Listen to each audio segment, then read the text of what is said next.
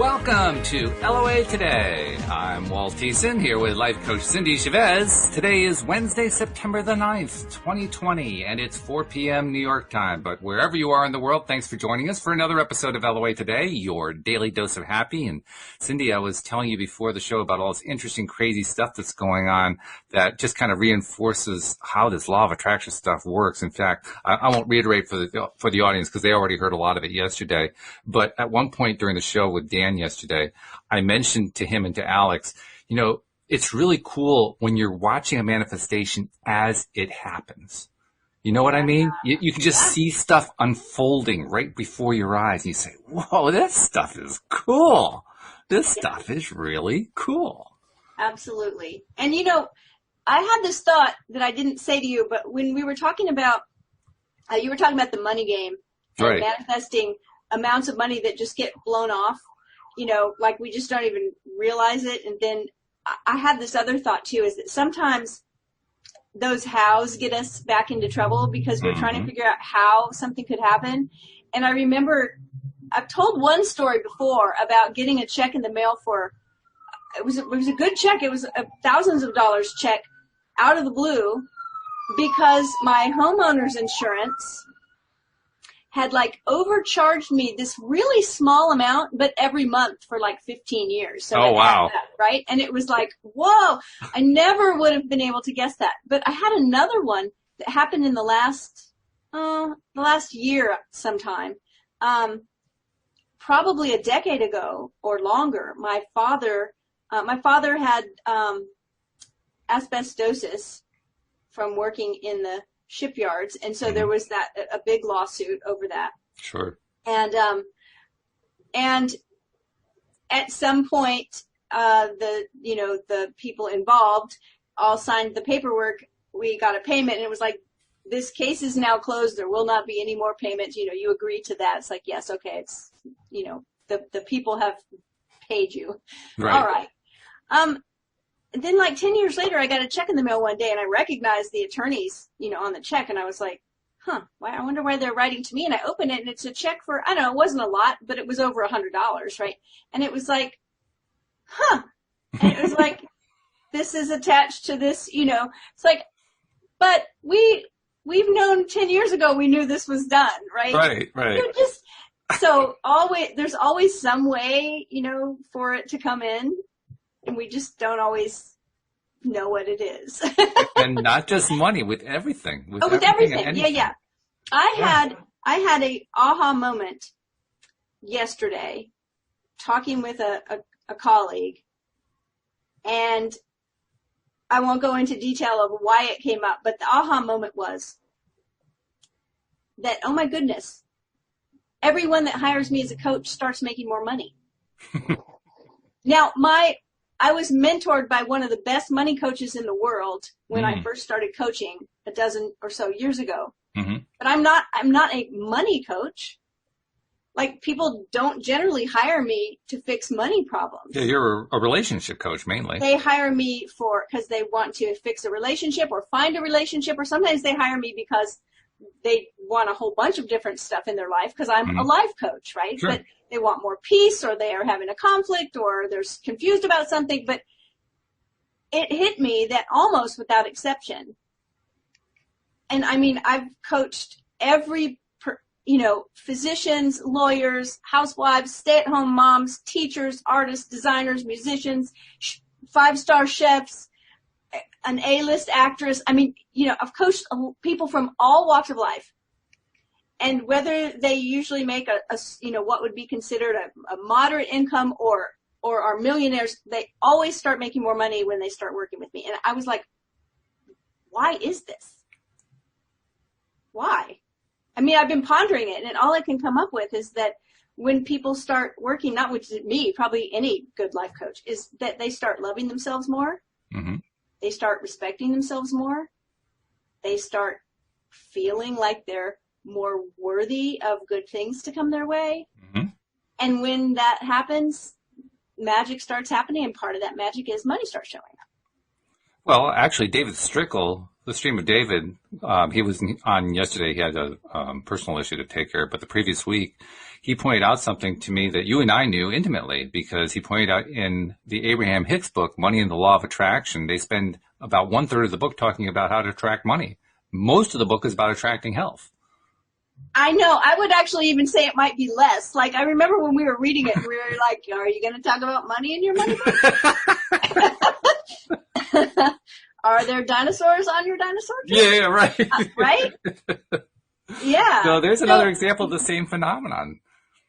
I mean, essentially, anytime that you're working on yourself in some way to be a better, conscious, deliberate creator, it's going to produce results in all areas of your life. Yes, that's it. And as a matter of fact, one of my earliest mentors in this kind of thinking, before I was ever a coach, it was just my own like learning about this kind of stuff, used to say that when he would work with a person that had one area of their life was really, they were really emotionally charged about it. Like, let's say they had a work situation at their job that was just awful.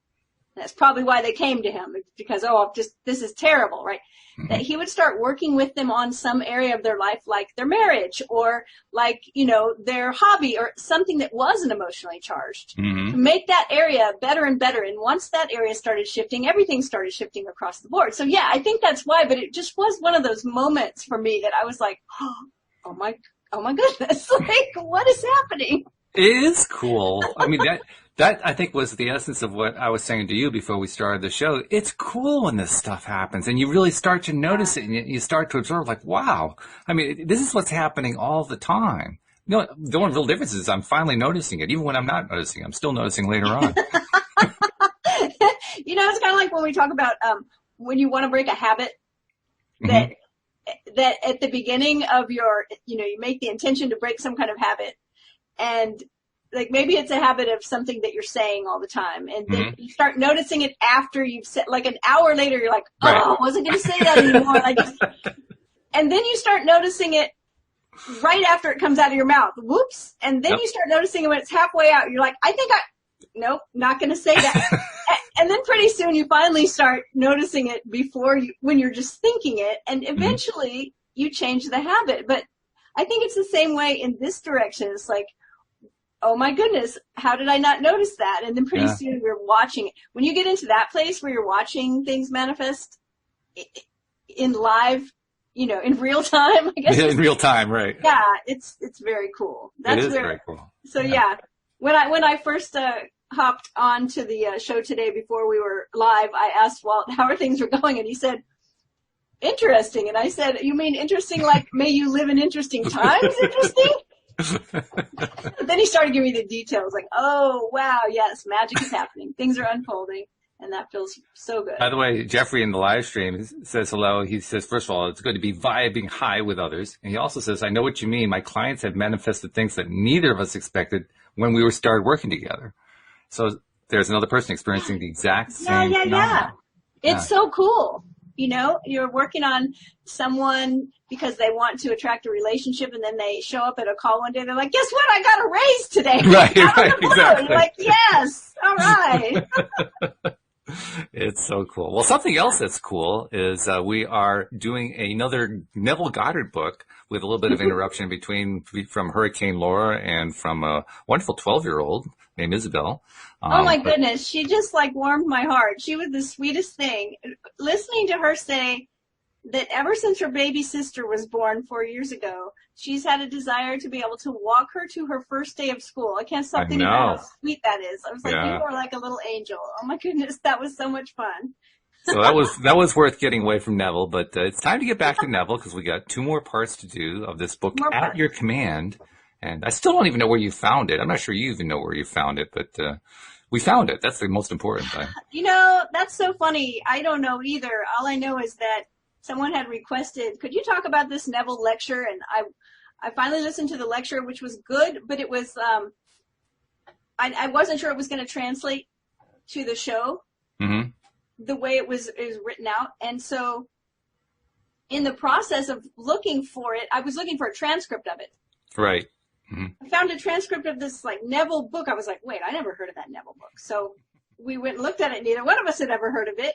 Lo and behold. Hey, that's a pretty cool thing, to 50, 70, 80 years after you're done for people to be discovering, they think they've read everything you've written and then they find something else? Well, it's also an example of how manifestation happens. We just described it right there. I mean, you were focused on something that wasn't specific about that particular book, but it was related to it. And guess what happened? And what were the kind of things that we would have said before?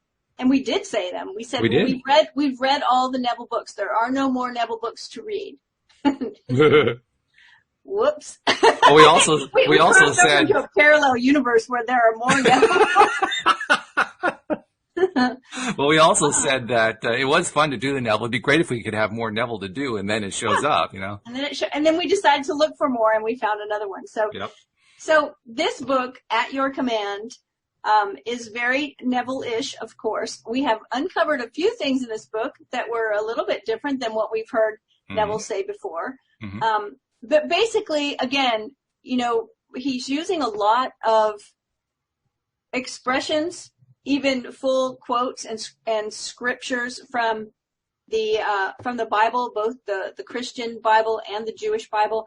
And he always has a very unique perspective on what those verses mean. So sometimes we have to stop in our reading and get out the Neville decoder ring and remind ourselves what he's saying. We'll probably do that today, no doubt. By the way, something I wanted to tell you about, I think it was the last part of this book that we talked about. He talked about tithing. Yes. And we talked about it as an energetic tithing. So I brought it up with Dan Mangana on the show the next day. On the Money Game Show. On the Money Game Show. Yeah. And asked him, were you aware of Neville talking about this? Because we had never heard Neville do this before. He says, oh, yeah. In fact, I engage in forward tithing. And I kind of looked and I said, okay, tell me more. He says, forward tithing, that's where you tithe before you've made the money. So he gives 10% of what he's anticipating he's going to make. I thought that was a really interesting concept. Yeah. And in fact, yesterday's show, he listed all these different, they weren't really charities, but they were like groups of people around the world who he regularly sends money to every Friday on his tithing thing that he does. He sends his 10% out every single day. And it's like, I mean, the coolest one was a group of 2,000 Muslims in some country. I can't remember what it was. And the way he described it was, I can just imagine these 2,000 Muslims praying for Dan Mangana because he's giving them all this money continuously. How to get thousands of people to pray for you. Yeah, right. Well, I don't know if I mentioned this last time, but I want to, and that is the idea of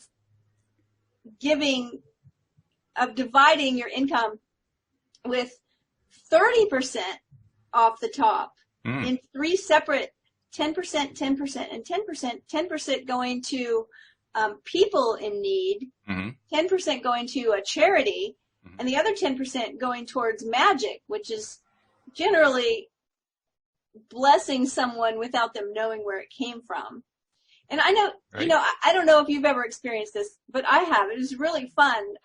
We were standing in a coffee shop back in the day when we could actually go to places. And there was a couple in front of us that were buying a bunch of stuff, and we were waiting. And they turned around a couple times and kind of smiled at us. You know, we didn't have a conversation with them because they were engaging with the barista and they were buying their drinks and doing all their stuff. And then they left. And then it was our turn. And the barista was watching them go over the top of our head, like watching them. And they were out the door and watching them, and they were down the street. And he said, okay, the people that were standing in front of you, put $20 towards whatever you ordered. And he didn't want you to know it was them. So I was waiting for them to get out of, out of view before I told you. And we were like, wow. And so what we were buying was like $6, right? So we said, okay, well, the next people that come in, just pass that on to them, right? And it felt so amazing to be the receiver and the giver, to receive it and to pass it on. And it didn't cost us anything either, right? It was like, but it was so cool. And so that other 10% was like for things like that, like just saying to the waitress, we want to pay for that person over there's dinner or whatever, and I thought, oh yeah, I could get on board with this. That'd be, That's a cool approach. I like that. We used to on tax day, which this day was a different day than normal, but That's true. we used to take like $50 and change it into like $5 bills and just hand them out. Just randomly walking down the street, just hand a $5 bill to a person and say, "Have a nice day." And and it is, you would think we were handing out $100 bills for the like joy that was showing in people's faces. They would be shocked, surprised, happy, woohoo! They'd just be like, "Wow!" It was like, well, that was $5 went a long way, right? Right. Yeah. Well, it makes sense. I mean, ultimately, what you're really doing when you do that is you're recognizing a person.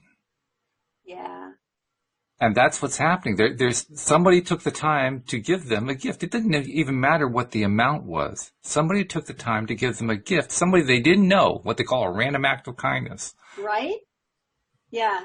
It's very cool. I'm going to encourage everyone to do that. Yeah. So speaking of, today is 6 months for me to the day. 6 months since I have been to a shop, to a store, restaurant, to anywhere. Wow. Yeah. And I'm starting to get a little cabin feverish. So yeah. Wear your masks and wash your hands, people. Wow. Yeah. So it was funny. So when I was telling that story, I was like, that was a long time ago. Even groceries? Well, my handsome sweetheart does the grocery shopping. Oh, okay. Because what we figured is that, we saw this terrific diagram of the difference between like if 1 out of 10 people stayed in, right? And if 2 out of 10 people. Oh, I see. It was just amazing. And so we thought, well, he goes out to go to his office. He deals with clients, not many, but he does. So since he's already the one going out and we're only shopping once every 2 weeks, he'll just do the shopping. And the cool part is, as much as I do like to shop, he has 7 planets in Virgo. So we now have a spreadsheet for groceries and an inventory and, So there are benefits to that then.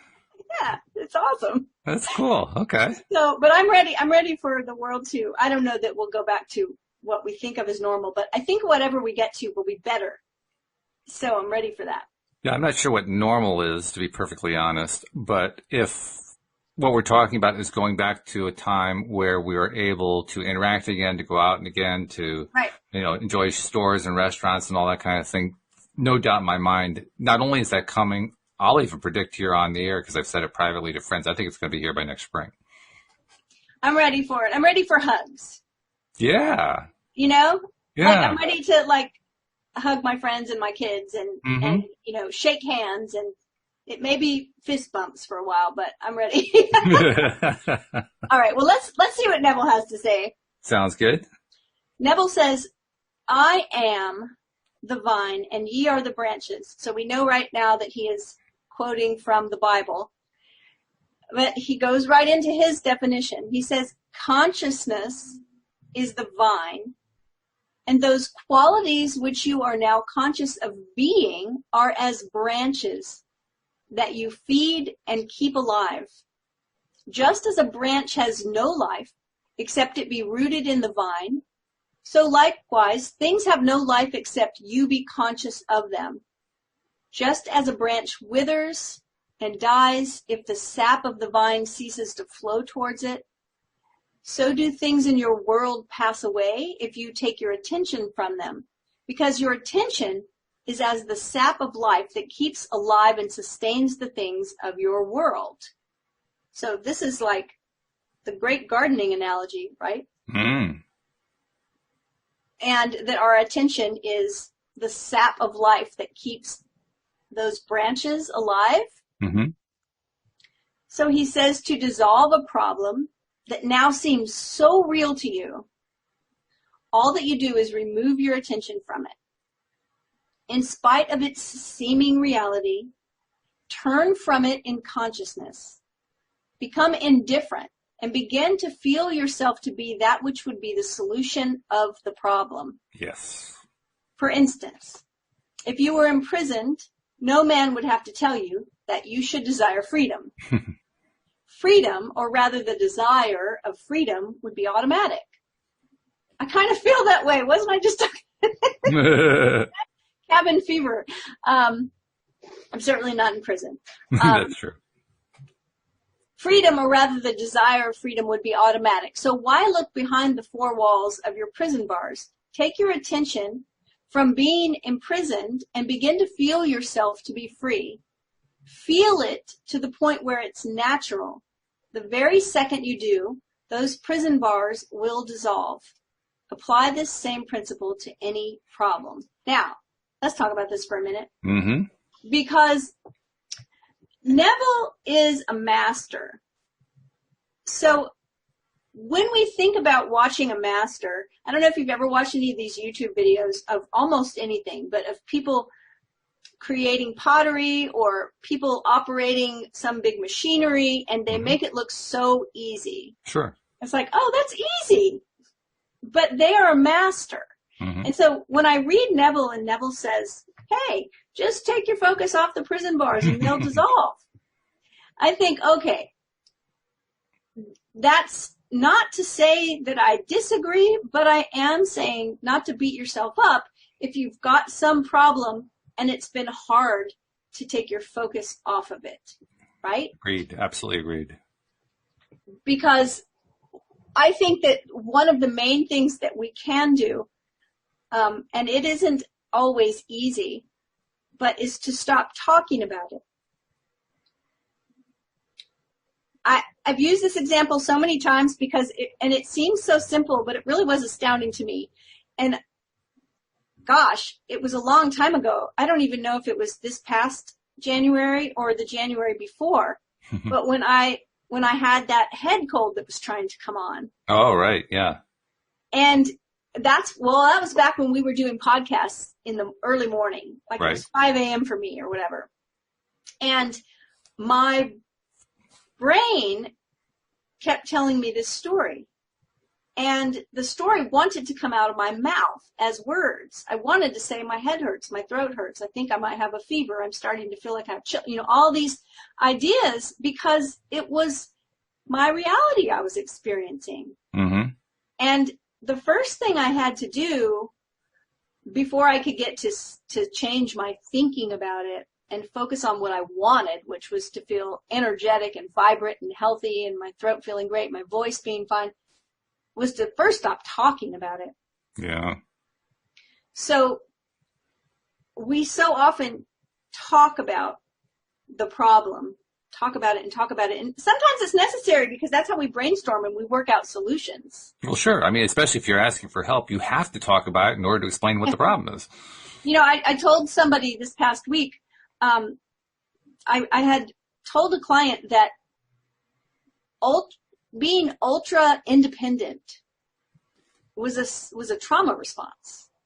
I can do it myself. I don't need any help. Mm-hmm. I got this. And asking for help is really hard for a lot of us. Mm-hmm. And the example that I was telling my client was, think about a general in the military. They're commanding for help, right? Everyone is helping, and they're not weak. They're the strong point. They're the powerful one. Mm-hmm. So it's not weakness to ask for help, to rally the troops, to get support, right? And so you're right. When something is going on that's a big problem, sometimes we do have to talk about it and ask for help. But as soon as we get to the point where we can stop talking about it, I think that's one of the first steps to putting the focus somewhere else. As long as those words and stories are coming out of our mouth about it, we'll never be able to put our focus somewhere else. Mm-hmm. Yeah, and this is actually very similar to what Abraham Hicks teaches with what is now their 5 or 6 step process, depending on which of their lectures you listen to. But compared to the old 3-step process, it's been through a number of steps. But now the process starts off with step 1, identify what you don't like. And then step 2 is, what do you like instead? Right. This is my way of saying it. They say it a little bit differently, but that's the gist of it. That's the essence of it. And what we often do is we get stuck on step 1. We just keep saying, well, this is what I don't like, and I really don't like it. In fact, here's all the reasons why I don't like it, and here's why all the reasons I won't like it tomorrow, and the reasons why I didn't like it yesterday. We never get to step 2. Yeah.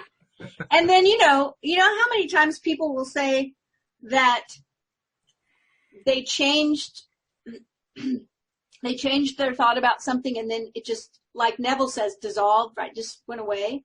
So part of my plan for that is, what if you did like it?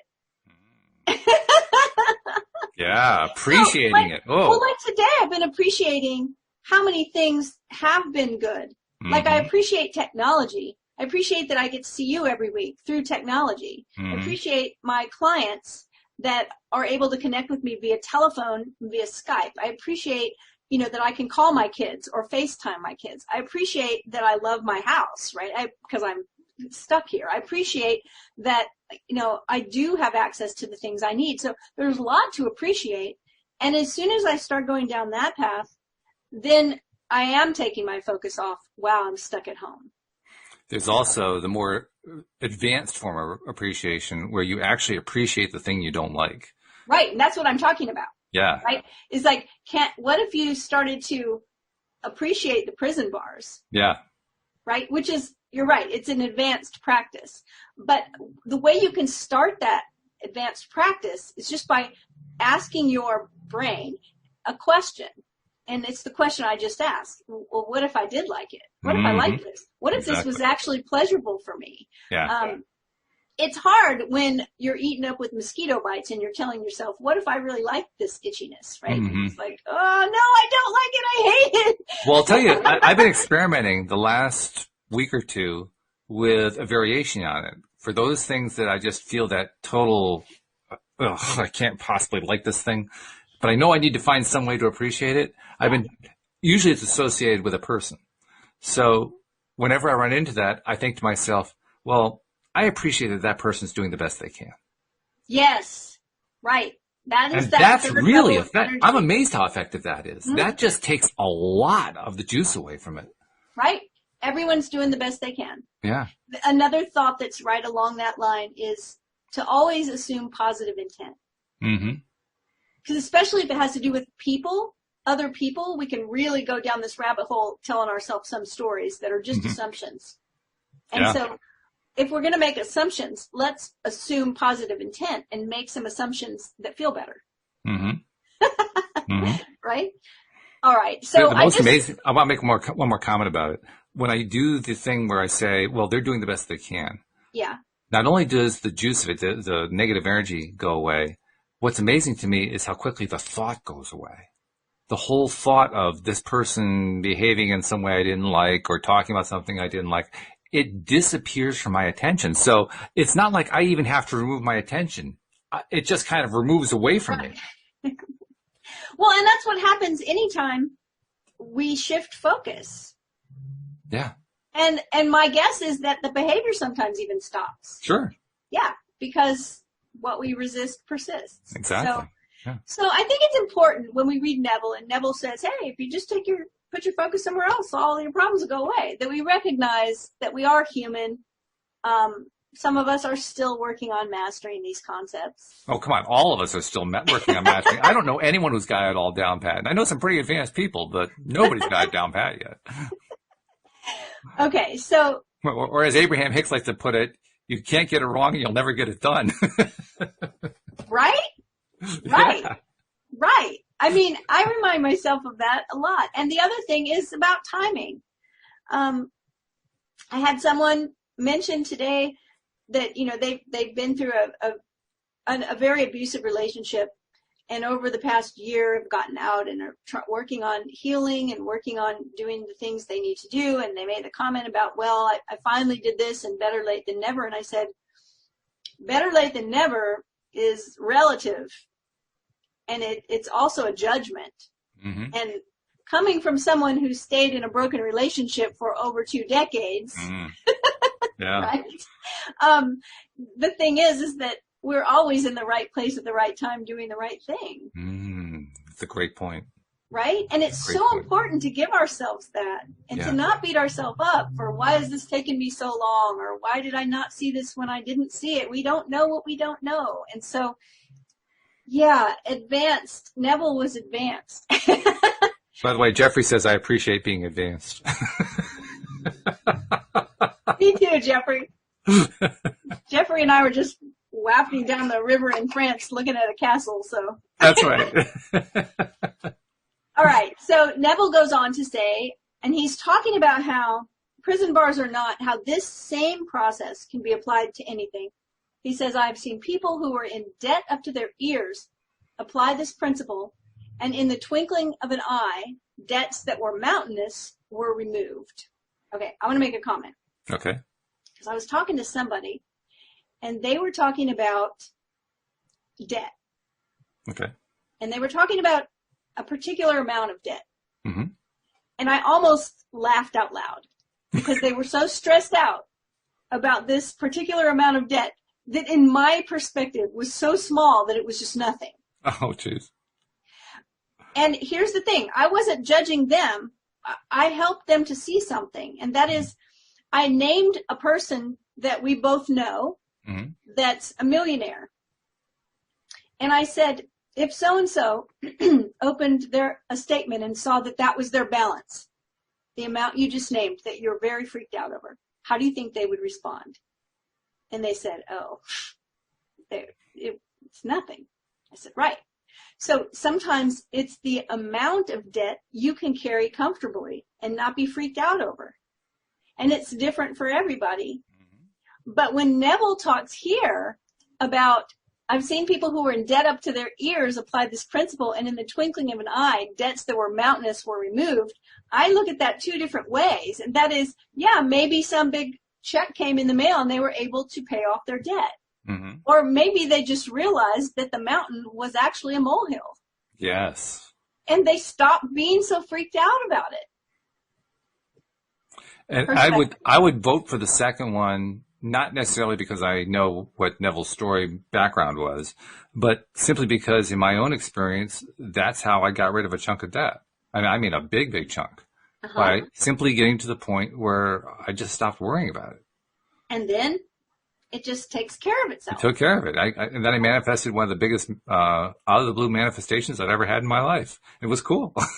Right? Seriously. I've had that same experience. Yeah. And I'll never forget the time that we decided, when I said out of my mouth that I wanted to stay in this 5-star hotel downtown to raise my money vibe. You remember this? I do remember this, yeah. And then through a series of good luck, bad luck type events, we ended up living in that place for a month. But the day we got our key to our hotel room door, at that time we thought we were going in for 4 days, I opened the door, went in, and first of all, the door looked like a bank vault. It was painted to look like an old-fashioned bank vault door. And I didn't know that when I wanted to stay there. I was just like, this is a fancy hotel, and if we stay there, we'll just start lifting our money vibe. The door looked like a bank vault, and when I went in, the mirror was etched, and it said on the mirror, when you change the way you look at things, the things you look at change. Oh, boy. And I about fell out. I was just like, what? I took a picture of it. I was texting it to my friends that knew I was going to stay there to lift my money vibe, right? Right. It's like, oh my goodness, can you imagine? And yeah, things started changing, but it was not it was not the way I expected, right? Mm-hmm. It was completely It almost different. never is. Right? Truly. So I think, some of these mountains are removed because suddenly we realize they're not the mountains we thought they were. That's right. He says, I have seen those whom doctors had given up as incurable take their attention away from their problem of disease and begin to feel themselves to be well in spite of the evidence of their sense to the contrary. In no time at all, this so-called incurable disease vanished and left no scar. Now, we could talk about that because, there's a balance between being in denial and not taking care of something, right? Yep. I mean, somebody said, well, what you focus on expands. And I said, well, have you ever grown a garden? Because, if you just decide to not look at the weeds, they'll take over. It's true. So sometimes we do have to pay attention to what's going on and take good care of ourselves. And also, we can take some of the focus off. We can put the focus on the healing. we can put the focus on, the idea. I love this idea. Every symptom is a healing gesture. Mm-hmm. So when we have a physical symptom, our body's trying to heal itself. That's why that symptom is happening, right? That's true. Yeah. So if we can put the focus on the healing and still be responsible and take care of ourselves without completely putting all of the focus on the horrible thing and on how bad we think it is and how incurable it is, right? Yeah. I always tell people that are in that path that miracles happen every day, and science and medicine make new discoveries every day. Mm-hmm. And some of those discoveries turn out to be a miracle, right? Mm-hmm. Mm-hmm. Sure. Yeah. And you're right that there's a balance that's involved here. There are two ways I can think of to describe and maybe even give examples of that. One is there's a difference between denying something and imagining what you want instead. Denying something continues to focus on the thing you don't like. It just says that thing that I don't like isn't there, but you're still focused on it. Right. Even though you're denying it, you're still paying attention to the thing that you don't like. It requires an actual shift, a shift to the thing that you actually like. So if you're in a disease state, and especially if it's one where the symptoms are fairly harsh, which is often the case with diseases that are, mortal in their probable outcomes, well, that can be pretty challenging to do. So the balance in this case isn't about denial. If you just deny it, you're just reinforcing it at that point, because all you're feeling is that lack of health. One of the things that I just read something about this recently, but I know I've read it plenty of times, stories about people that find out that they have a diagnosis like this, and especially when it's time limited, it's like you only have, a month to live or whatever. Right. The idea of the people that make the choice of, well, then I'm going to do all those things that I, put off. I'm going to live life to the fullest. I'm going to make sure that I've always wanted to, do this or that. I guess I better do it now. The bucket list. That they're what are they focusing on then? They're focusing on that list. They're focusing on doing those things. Mm-hmm. And a lot of times their disease goes into remission. Sure. Yeah. And so, I think there's that balance. I think, yes, use your good judgment, use your brain, take advantage of science and medicine and all the progress we've made in those areas to be good to yourself, and focus on what you want. and understand also that people still end up dying. Even good people, even people with positive attitudes still end up dying. That's just a part of it. We had that happen. A good friend of my wife's died just a few days back, actually, a few days before Labor Day, from pancreatic cancer. And he was a very wonderful person. He was relatively upbeat and so forth. But, people still die. And the reasons that they die are going to be different in each case. We're talking about Neville, and Neville doesn't actually go into the way Abraham does, so forgive me for continuing to bring Abraham into this. But Abraham points out we pick the time that we die. We do it through our intentions. We are living on Earth where people die. Yeah. we do have a recognized lifespan, We live in a world of contrast, and that's part of living in a world of contrast. Doesn't mean that you can't heal. You can heal. Doesn't mean that you can't get past something like that. You can. But bear in mind, when you're in the middle of dealing with it, it can be pretty overwhelming to actually get your mindset over there. And it's pretty obvious to me, just from having talked to his widow, just how many challenges there were in that way. I mean, not just, I don't even want to get into their stories because it's obviously that's their private stuff, but it was very clear to me from the conversations we had with her just over the weekend after his passing that there was lots of stuff going on in their lives that undoubtedly they had attracted. Everything that's in our lives we attracted, that was really just reversing anything that he could possibly be doing to get himself into the right frame of mind to heal. I mean, and like you said, it's like this endless list of stories along that line. We come here to experience things, and then there is an end to our life. Mm-hmm. So there is. my wish is that everyone lives as long as possible and has as much joy as possible. But who's to say that everyone signed up for that, so to speak? I mean, I just, Exactly. we all have a journey, and it's just, I don't like the idea of thinking that someone did something wrong, had a wrong mindset, thought something wrong, and that's why they didn't heal. That's just really narrow-minded to think that.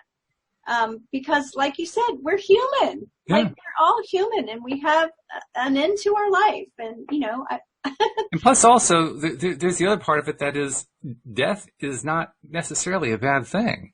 I mean, it's not like we end our existence. Right, I was just going to say, because I use the phrase an end to our life, but I mean an end to the life of this physical body I'm in. It doesn't mean that my life... That's all it is. Yeah. Yeah. So... And if energy can't be destroyed, then... In fact, this is a big thing, by the way. I think it was 2 weeks ago with the Stream of David. We had sort of not a lack. We had fewer questions than we often do, so I had more opportunity to ask my own questions. So I asked him point blank, okay, here's something I've wondered for the longest time. I always wanted to ask Abraham, so I'll ask you because I got you here. Is it possible for energy? No, that's not the way I said it. I said is energy ever destroyed?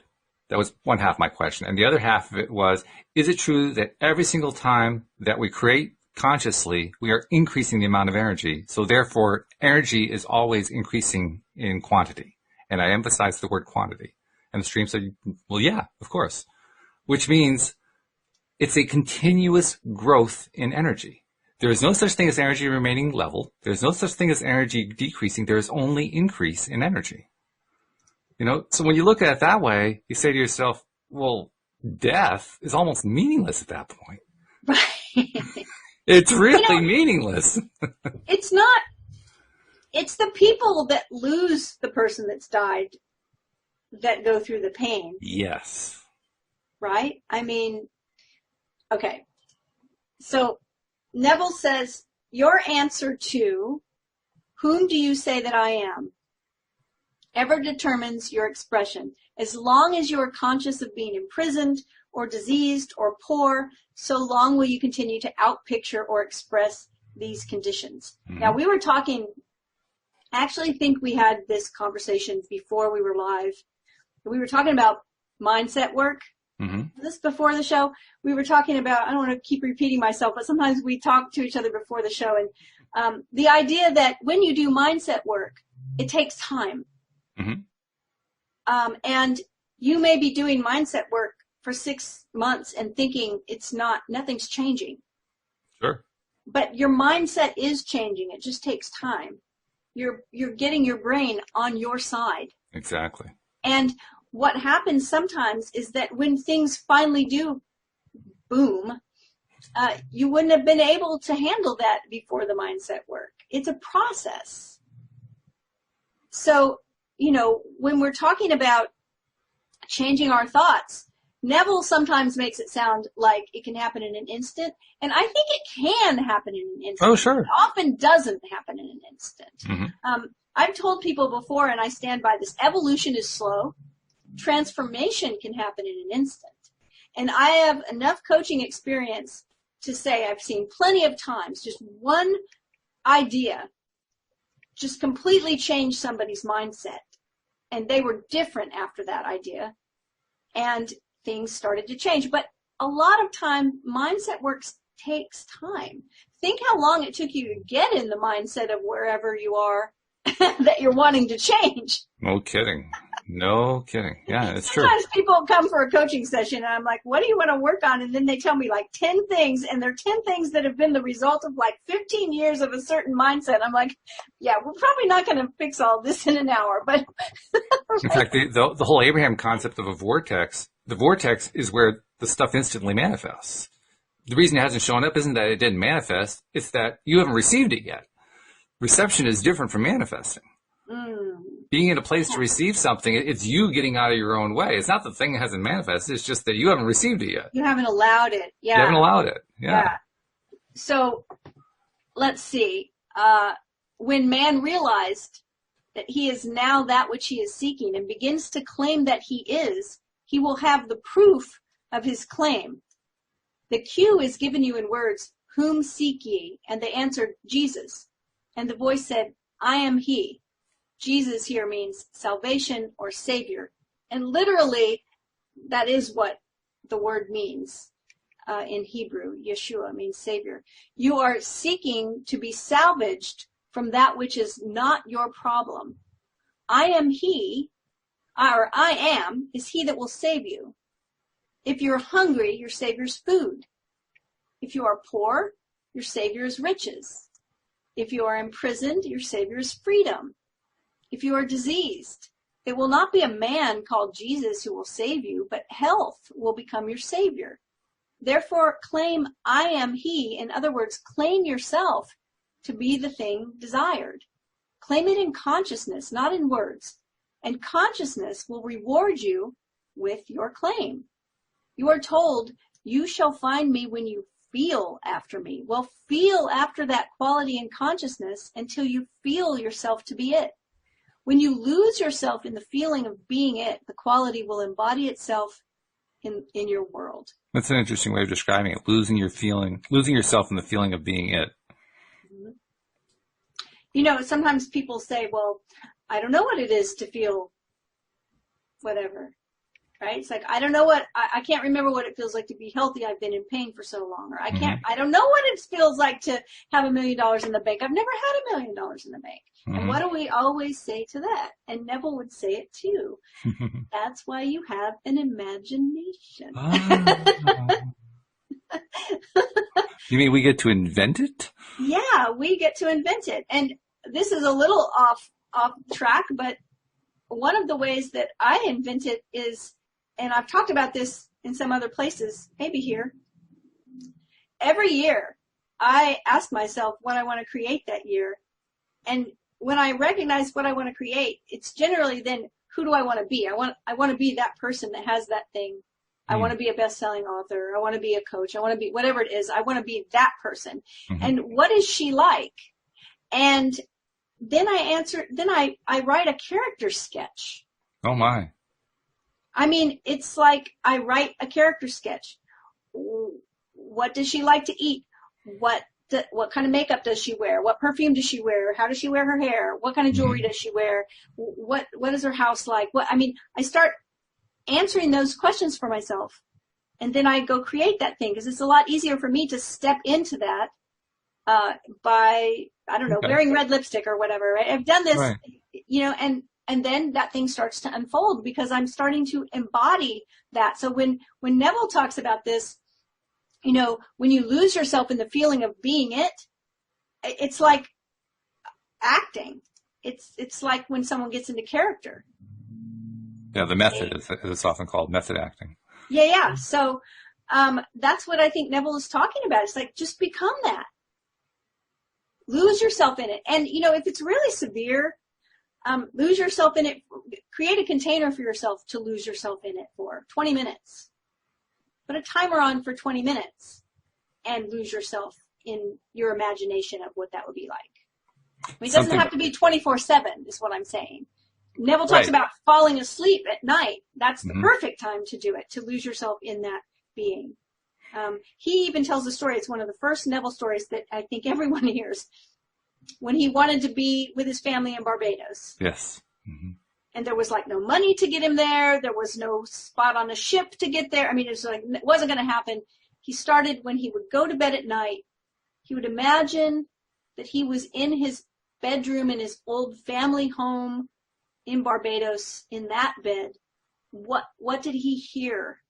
The ocean outside the window, and what did it smell like, and he would really put himself there. And within a short period of time, the money came and a ticket to board the ship, everything just worked out, right? Yep. But he was feeling himself already there, but I don't think he was doing it 24/7. He was making a prescribed period of time. So I think that's a good method.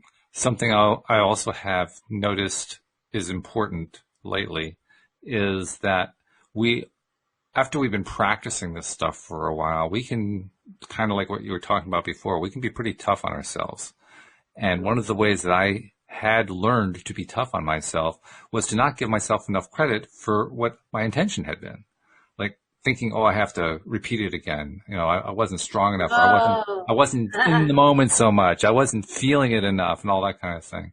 And I had some experiences. I can't even remember the details of them right now, but they happened within the last week that reinforced for me I was doing just fine.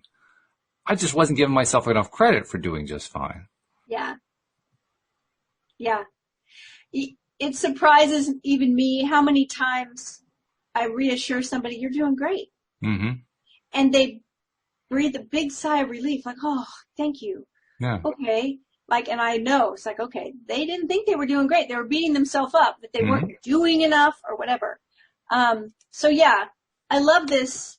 You are healed from your problem when you touch the solution of it. Who has touched me? For I perceive virtue is gone out of me. Yes, the day you touch this being within you, feeling yourself to be cured or healed, virtues will come out of your very self and solidify themselves in your world as healings. Mm-hmm. It is said, you believe in God, believe also in me, for I am he. Have the faith of God. He made himself one with God and found it not robbery to do the works of God. Go you and do likewise. Yes, begin to believe your awareness, your consciousness of being to be God. Claim for yourself all the attributes that you have heretofore given an external God, and you will begin to express these claims. For I am not a God afar off. I am nearer than your hands and feet, nearer than your very breathing. I am your awareness of being. I am that in which all that I shall ever be aware of being shall begin and end. For before the world was, I am. And when the world shall cease to be, I am. Before Abraham was, I am. This I am, says Neville, is your awareness.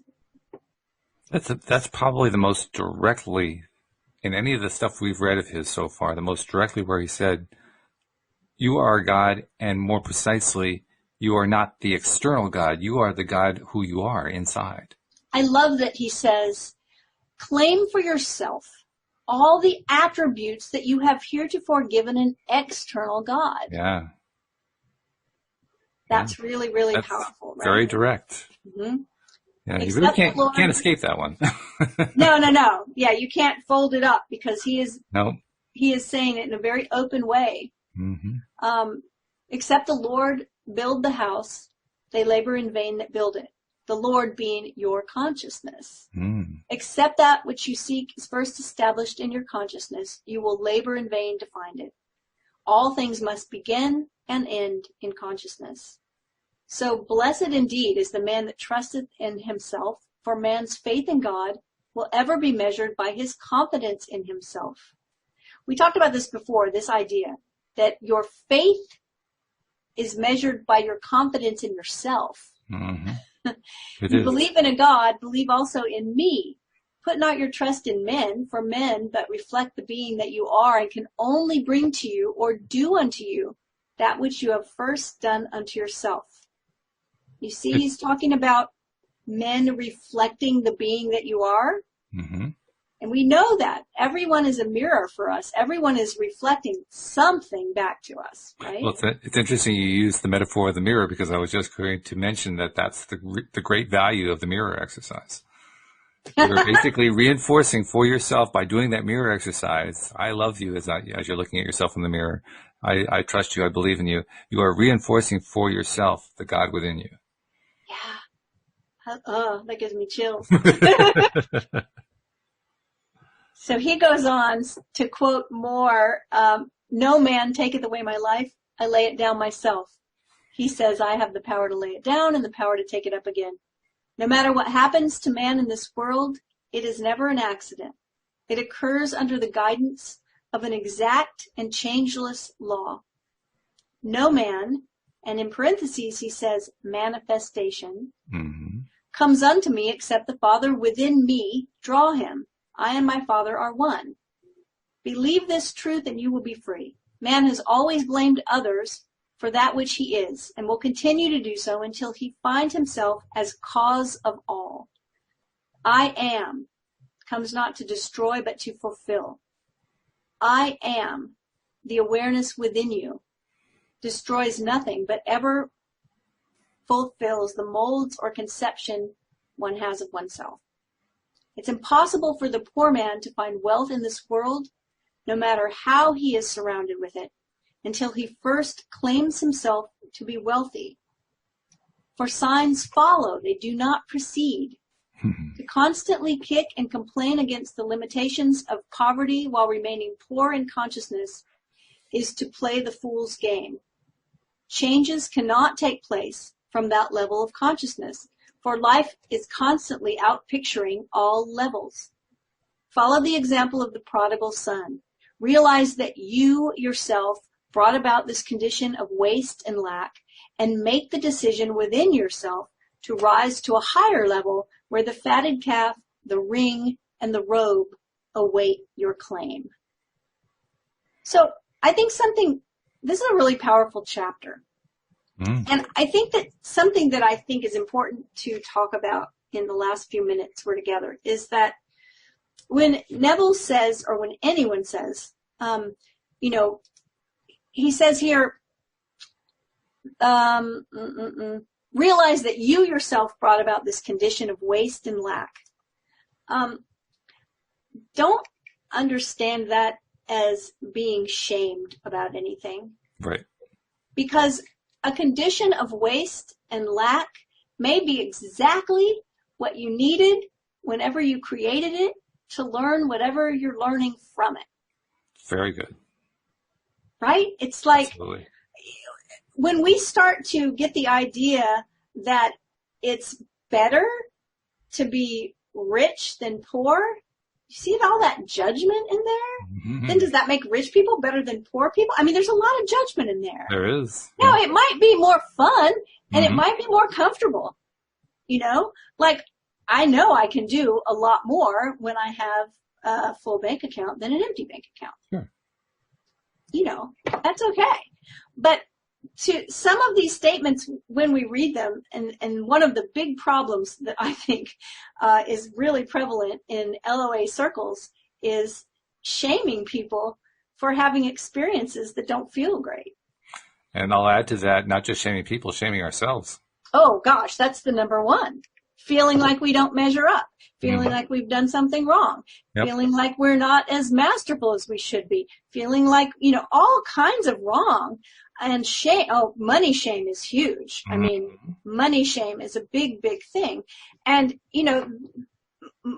wealth is not any kind of stamp of anything. It's just money. Well, it's an energy. That's what money is. It's energy. Well, it's an energy that's manifested as something, right? Yeah. So it's like, wealth is not merit. Right. Right? And so create some wealth if you want to create some wealth. Don't beat yourself up because you had the need for it. I think the distinction is the distinction between preferring something and, like you say, judging about something. Yeah. If we're saying I prefer to be wealthy, or I prefer to be healthy, or I prefer to have great relationships, that's great. Everybody is allowed to have their preferences. There's nothing. Yeah, then create it. There's no judgment of others involved in that. It's just simply saying this is what I like, this is what I prefer. But the moment that we start thinking about in terms of others, that's where the judging comes in. And now we're no longer in the same space as I prefer. We're in a different space at that point. That's the difference. Yeah, so true. It's a huge difference. And we get trained into this, right? Because easily, yes. It's like if you get a good grade on that test, you get a present. If you're a good girl, Santa's going to bring you something wonderful. Right. Like we get trained into that thought process, but now we can untrain ourselves and just create what we want. Isn't it great to be a free conscious creator? It is. It's the best thing. Yes. It's really wonderful. It's also the best thing to have a great partner to do at your command with. We've got 5 parts done. We got the 6th one coming. That's going to be the one part of the book. left. Yeah. So, really good. Before we part for the day, I want to remind people to share the LOA Today app. It's one of the reasons it was created. It's one of the ways that you can find out about the various goodies that our wonderful co-hosts have donated, including Cindy Chavez with the Lovely Magician's Guide to Soulmate Success. So share the wealth. Help other people who are looking for that soulmate, who are trying to find that perfect relationship for them. Share the LOA Today app, and they get it as part of it. Free. Absolutely. How cool is that? So, good stuff. So thank you, Cindy. Wonderful interpretations as usual. We didn't even have to get the Neville ring out today. I don't know what's going on. I don't think we did. What's happening? We're good. fluid. I guess that's what it is. We actually get this stuff now. Hard to think we actually used to be, terrified of this stuff because it was all this biblical talk that we didn't like. Now we're just kind of blowing through it. It's crazy. We went outside of our comfort zone and we discovered something great. So how about that? So, we'll be finishing up next week. So look forward to part 6. Thank you very much, Cindy. Thank you, live streamers. Thank you especially to our podcast listeners. We'll see you all next time here on LOA Today. Goodbye, everybody. Bye, everyone.